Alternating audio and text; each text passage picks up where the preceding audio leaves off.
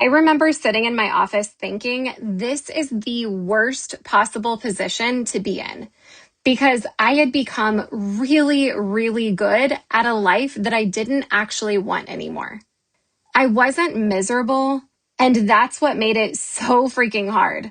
I was successful. I was an HR director. I was leading a big team. And if you looked at my life on paper, it looked really, really good. It was everything that I was supposed to want.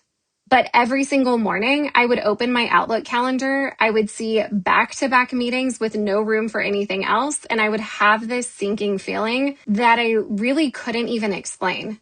I just knew that I could not picture doing this for another 30 years until I could retire.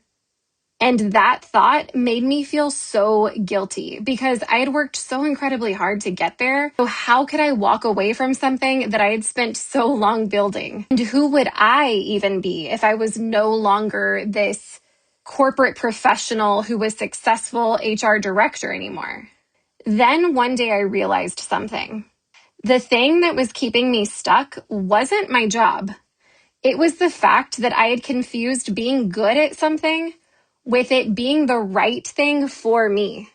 And those things are absolutely not the same. And suddenly I wasn't asking, how could I leave? I was asking, how long am I willing to stay just because I'm really good at this?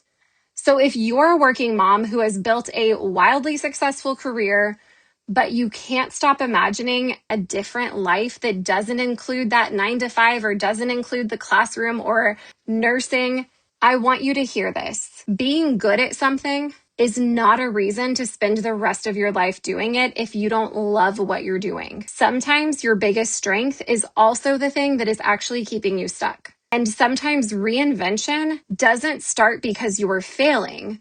It starts because you have finally admitted to yourself that you're successful in a life that no longer fits for you. Feel free to follow along if that is the season that you're in.